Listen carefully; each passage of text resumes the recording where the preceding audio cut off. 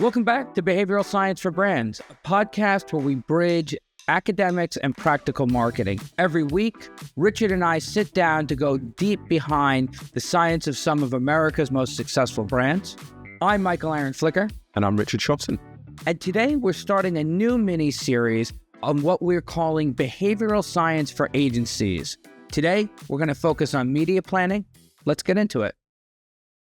So, Richard, when you and I were thinking about what we wanted to cover next on the podcast, we were brainstorming different ideas and hearing so much feedback from our listeners and reading all the comments we have on all of our social channels. We thought, what if we created two separate sets of mini-series? One mini-series all dedicated to marketing firms, advertising agencies, and how they can implement behavioral science for their brands.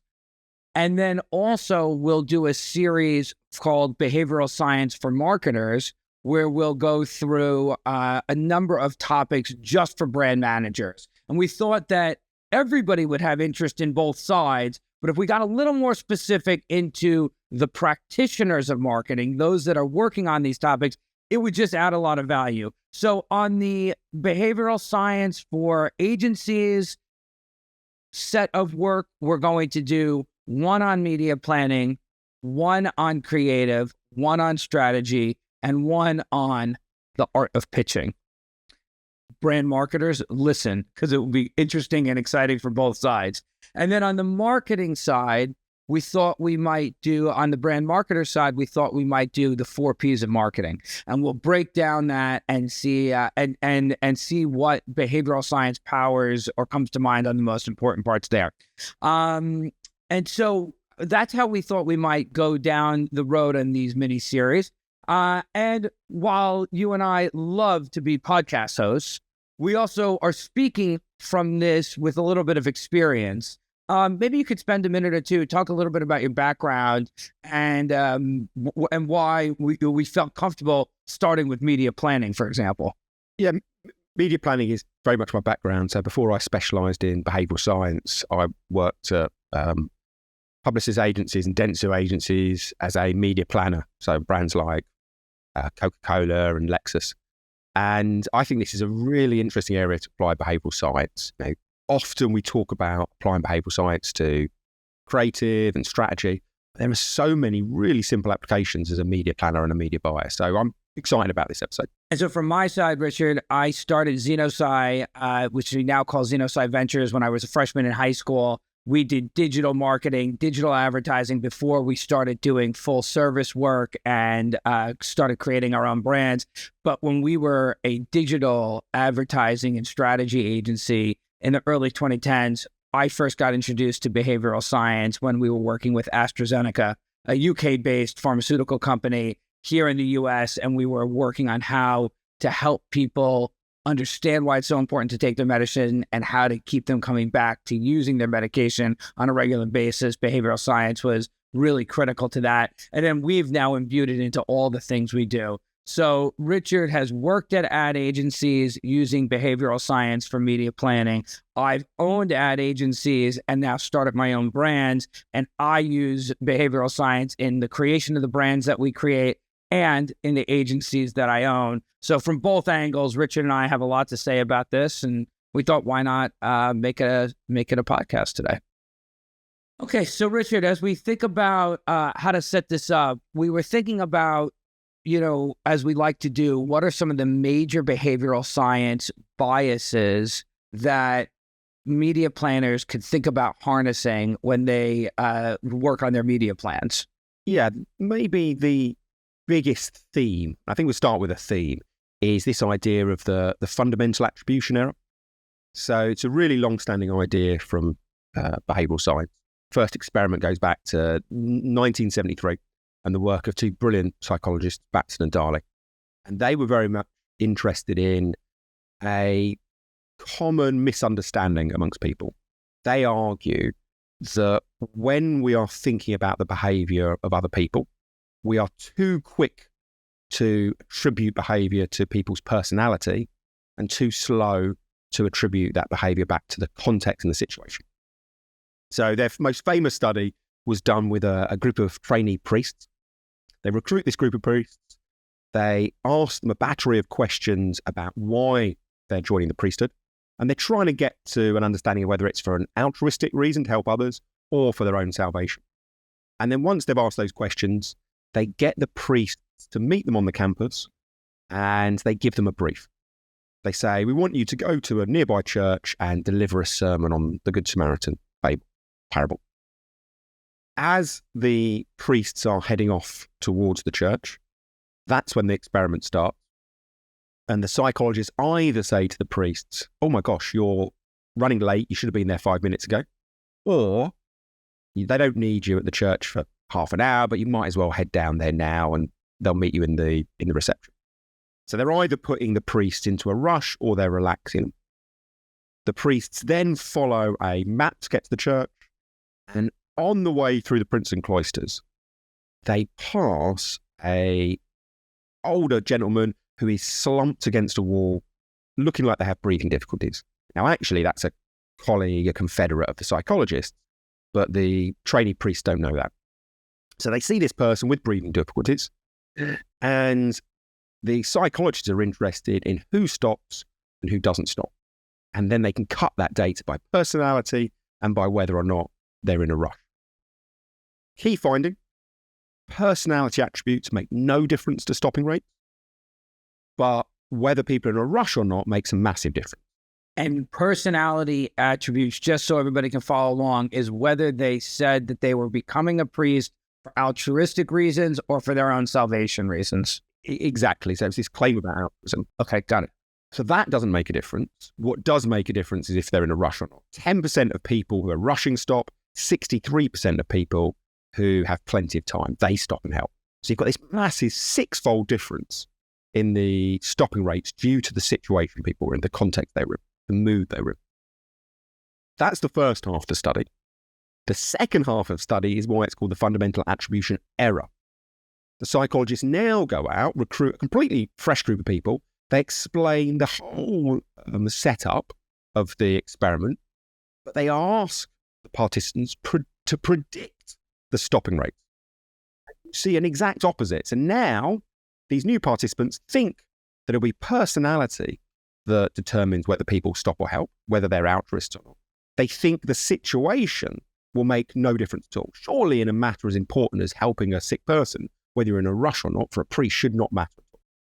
So the psychologists call this the fundamental attribution error, and it is one of the first experiments that showed that we have this tendency to think about explaining situations by who someone is rather than what state they're in. That definitely relates to marketing. You know, it's very easy to see these studies about priests and things and think, oh, this is interesting, but it's miles away from my world as a media planner. But actually, it translates into marketing very closely. You know, think about the briefs that clients send out. They always say who the target audience is. They very rarely say what the target context should be. The argument, I think, from the fundamental attribution error is you as a media planner should give us, and as a brand, in fact, you should give as much time, attention, and money towards thinking about what the right target context is, and stop thinking solely about what the right target audience is. So let me tease this out as we talk about this concept, and let's break it down into a few moments, into a few ideas. So when we talk about context, one thing we mean is the time of day that we're hitting them, the content that they're seeing when you deliver it. Like, let's talk about what do we mean by context so everybody can really understand it. So I think if you target a target audience, you're targeting men, women, 1634s, whatever it is. If you're targeting context, it could be someone is in a good mood, someone's got plenty of time, someone is approaching their birthday. It's these areas that are fleeting and changeable, vary according to the when and where you are, rather than these eternal characteristics of the personality. And so let's get real specific for media planners. Is that done through digital targeting? Is that done through the types of mediums you choose? If we've convinced folks that, well, okay, they're much more susceptible if we get the right context. As a media planner, how do I put that into action?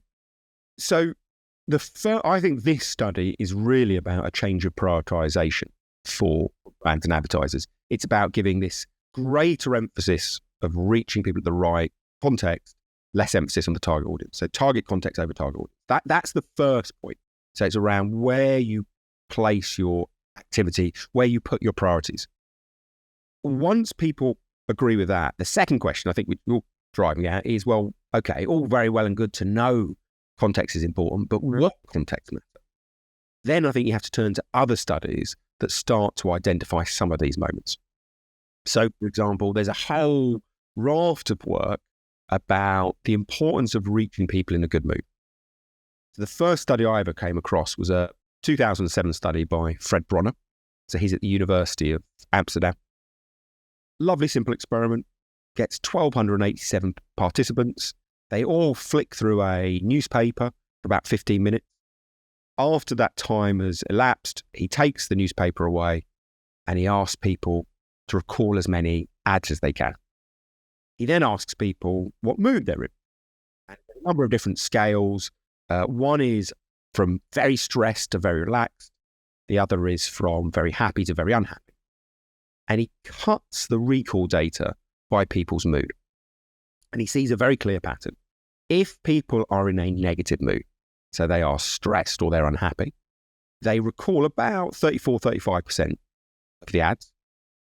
If they are in a good mood, happy or relaxed, that goes up by virtually exactly 50%. So we're up to kind of 52-54% of ads being recalled. There is a massive swing in potentially noticeability or at least memory. Recall.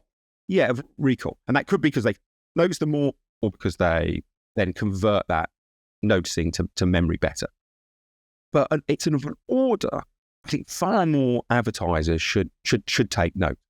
And so the takeaway for media planners of this part of our discussion is that the mood that when our advertising is met by the audience greatly changes the chance that it will A, be noticed, or B, be recalled. Absolutely. And the great thing with this is it's not just those two metrics. I think there's a bit of an argument here of if someone is unhappy or stressed, what tends to seem to happen is they become very task-driven. They do not notice tangential stimuli to like an advert. So you've got this kind of narrowing of their view, their openness. So the first thing reaching people in a good mood does is boost noticeability and recall. But of course, those aren't the only attributes that advertisers are interested in. So when I first read about Bronner's study, I thought, well, why don't we rerun this, but test other metrics? So I recruited an even larger sample, 2,025 people, showed them a series of automotive ads and asked them how much they liked the ads, and then cut that data by mood. And not only did it reiterate Bronner's point that there was a positivity to reaching people in those good mood moments, it was an even stronger swing. So liking went from 37% of people unhappy to 21% of ads were liked when people were in a good mood. So you've got this 62% swing in likability. Not just likability as well. I then did a follow-up study with a media owner in the UK, so Ben Saxon at News UK, and Chris Davis at Dentsu, and we showed people a series of promotional ads, and then we asked them to rate how good value the ads were, and then we cut that data by mood. And what we saw on average was that people were in a bad mood, 60% of them rated the promotional offers as good or great value. When they were in a great mood, that went up to 76%. So in terms of price sensitivity, also got this positive improvement. That's a 26% improvement in the rating of exactly the same promotional offer. It almost seems like people's response to an offer is often intuitive and emotional. What does it make me feel like? But some of that feeling doesn't just come from the offer itself, it's what you're already feeling. So if you're in a good mood, you're much more likely to feel positive when you see an ad. So the point here is whether it's noticeability, recall, likability, or price perception, there is a massive benefit to reaching people at those positive moments. Maybe as a future point of interest, the next question in my mind is intent to purchase or actual purchase doesn't go up. I mean, I think that would be the end of the analysis. That would be very interesting to see if it doesn't only increase marketing metrics, but would it increase business metrics? Yeah. I mean, I think there is an argument. Well, if you haven't noticed the ad, it can't. If you don't like the ad, there's a lower propensity to engage with it and believe it. And then I suppose price sensitivity, if people think something's a better deal. All of these things, I think you're absolutely right, should lead through to hard business metrics. I think it would be super interesting to start testing that on an e-commerce site potentially. Excellent.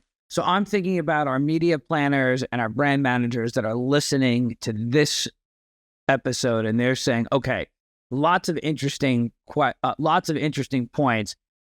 Does it mean that we want to advertise during a live sporting event? When your team wins, they're more likely to be in a good mood and therefore more likely to recall your ad? Is that the practical implication of what we're saying here?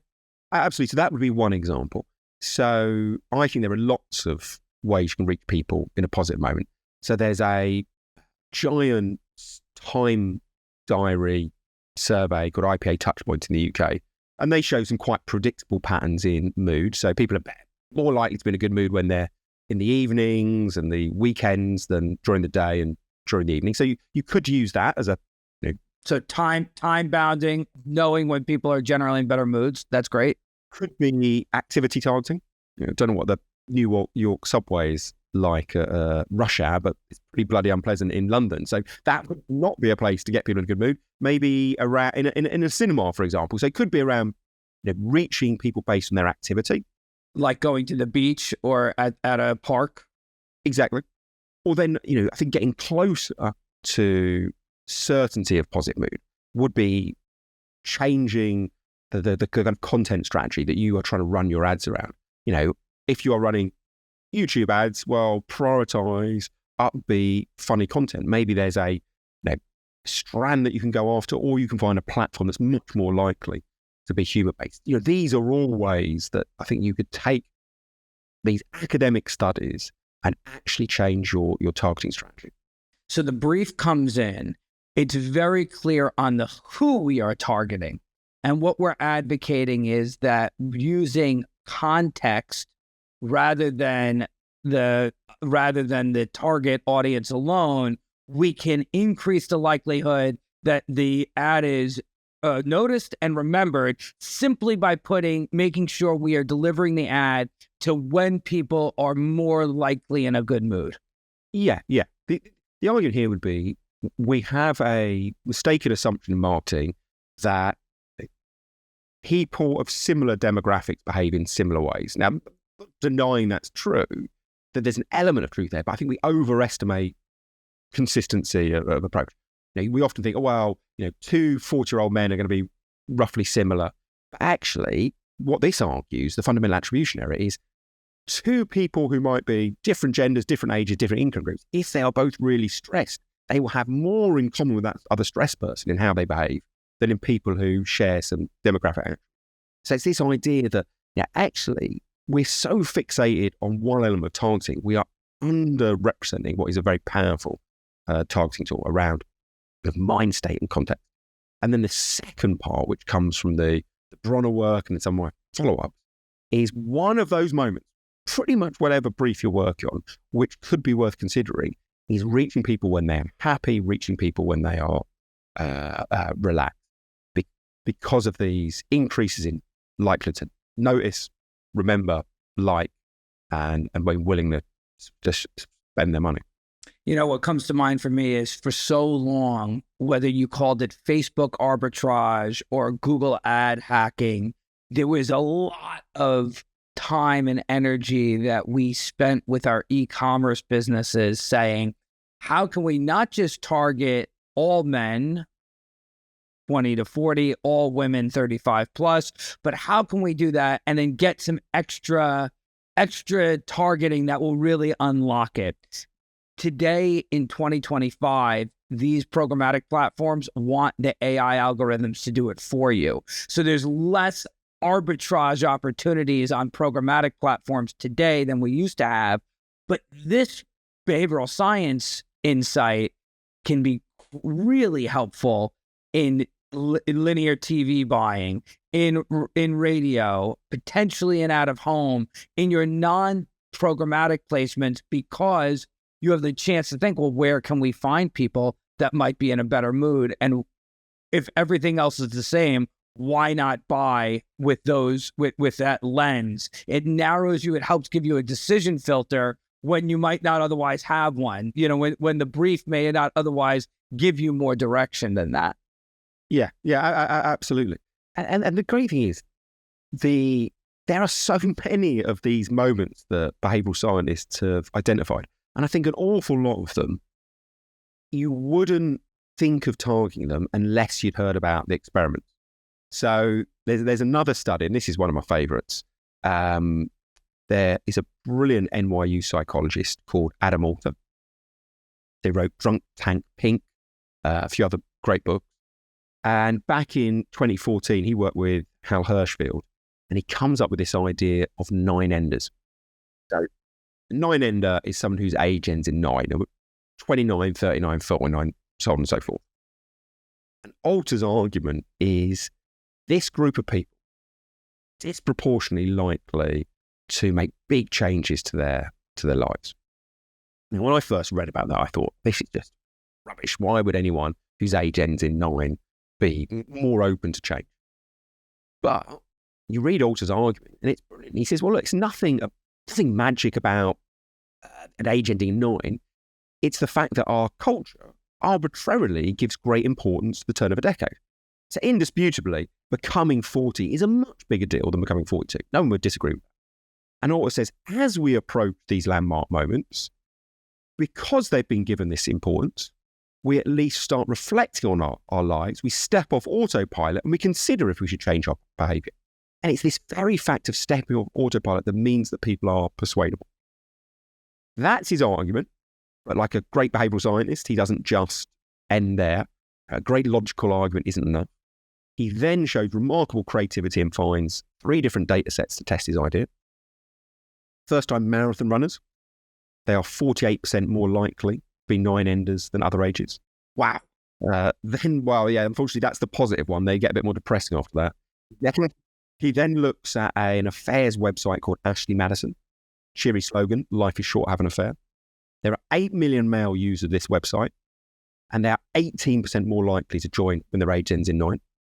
And then really depressingly, he looks at American suicide data and sees a small but statistically significant uplift in suicides when people's age ends in 9.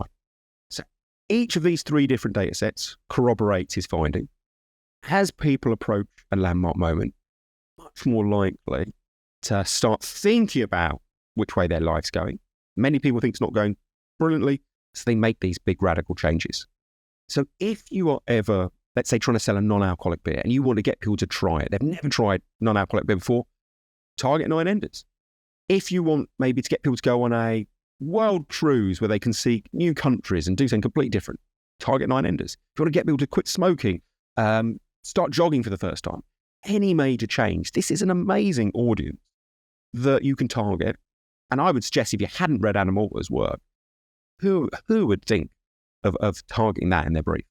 So we will, in the show notes, drop the Adam Alter's book. Richard and I make no commission by you reading books we recommend. We're just sharing good ideas. So we'll drop the link to his book and his bio so that we can make sure everybody gets a chance to read it. It also helps as either a media planner looking at a big, broad brief, or as a brand manager saying, we're targeting everybody 25 plus, to say, well, if we don't have unlimited budget, what if we start it by testing with our 29, 39, 49-year-old as a starting spot, and then we can always grow from there. But it gives you a step in to narrowing your target without breaking your targets, without breaking the brand's brief. Absolutely. So it could be, the media planner goes on Facebook and identifies from their data people whose age ends in 29. They use that as a target. It could be you look at your own database and identify people who are 29 and think to yourself, well, wait a minute, if they're likely to make a big change during this year, I should be over-servicing them to make sure they don't flee to a competitor. Great point. Maybe you want to sample your Guinness and you've launched Guinness 0.0. Sampling a product, sending out product is hugely expensive. But maybe if you just target 10% with this sampling of your new product, that is a much more effective way of getting the most out of your budget. So there's lots and lots of practical things people can do once they know about 9Ns. Yeah. And as a media planner, so often we're looking to help guide the client of where to make their budget bets. Where's the best place to take the money that we have dedicated to the campaign and get the best outcomes? So you don't have to use your entire media budget in this way, but if you segment a portion of the money and you test it against the rest of the spend, it just gives you that little bit more data, that little bit more insight that maybe then will help inform the next brief or the next action that you do. Absolutely. Absolutely. But Richard, there's one exception to the 9-ender rule. And please, so let everybody know that it's all 9s except for 19. Yeah. So, and this might be one where there's a cultural impact. So in America, and not being American, you could do this, I feel on kind of dodgy ground here. But my belief is turning 21 is a big deal. Turning 19 isn't it? Would that be fair? Yeah. That is correct. In Britain, turning 19 isn't a big deal. Turning 18 is a massive deal. So, Alter's point is, look, this is nothing about 9 per se. It's if the culture gives that turn of a decade a big importance. So if 20 isn't a big deal, well, you wouldn't expect this effect amongst 19-year-olds. So yeah, he absolutely finds that.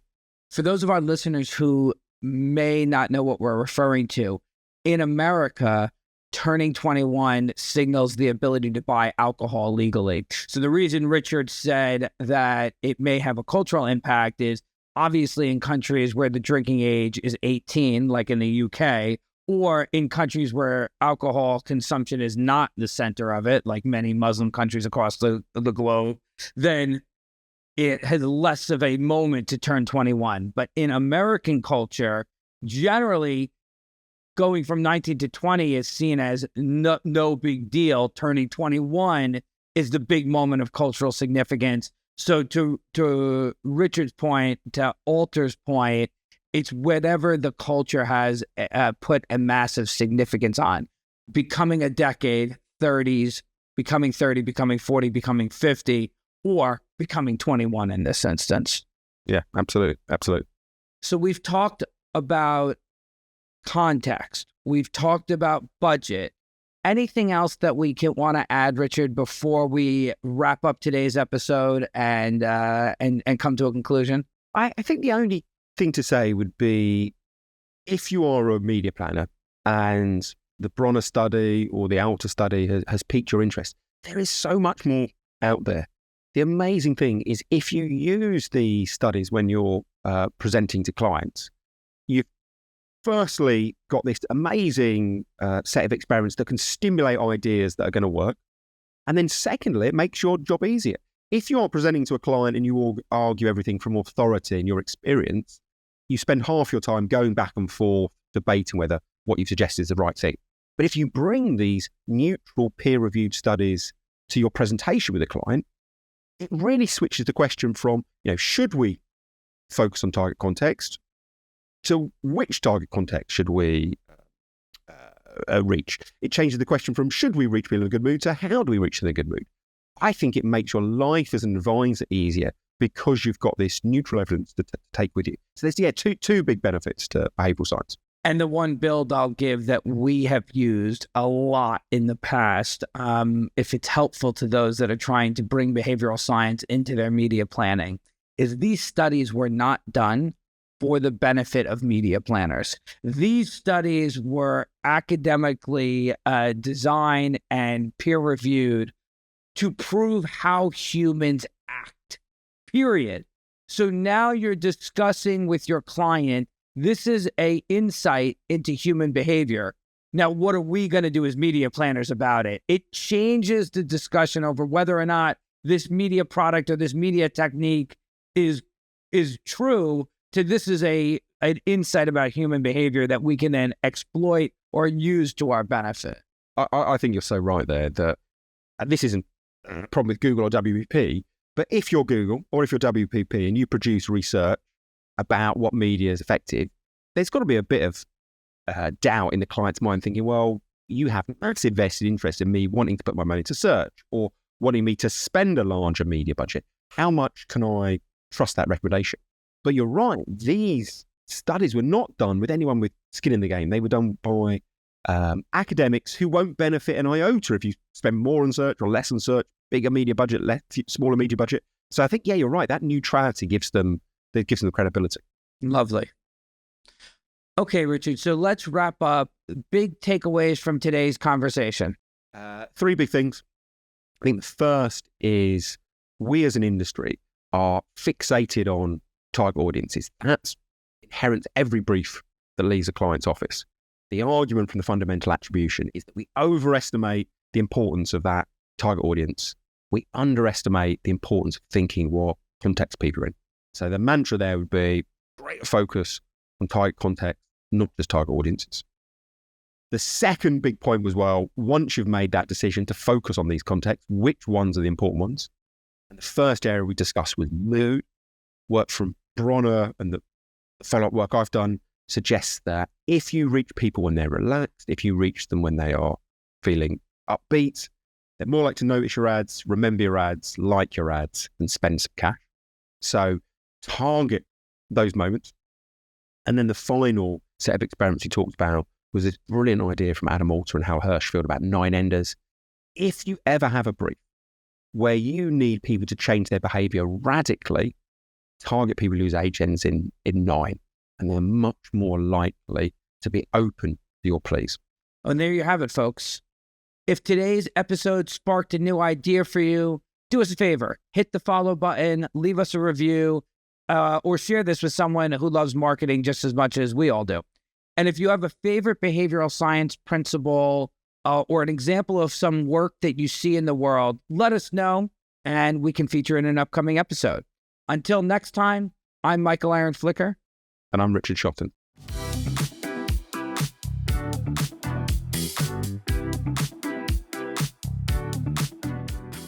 Behavioral Science for Brands is brought to you by Method One. Recognized as one of the fastest growing companies in America for the 3rd year in a row, featured on Inc.'s 5,000 list. Method One is a proudly independent creative and media agency grounded in behavioral science. They exist to make brands irresistible, helping people discover products, services, and experiences that bring moments of joy to their lives. As behavior change experts, Method One creates emotional connections that drive true brand value for their clients, focusing primarily with indulgence brands in the CPG space. Find out more at methodone.com.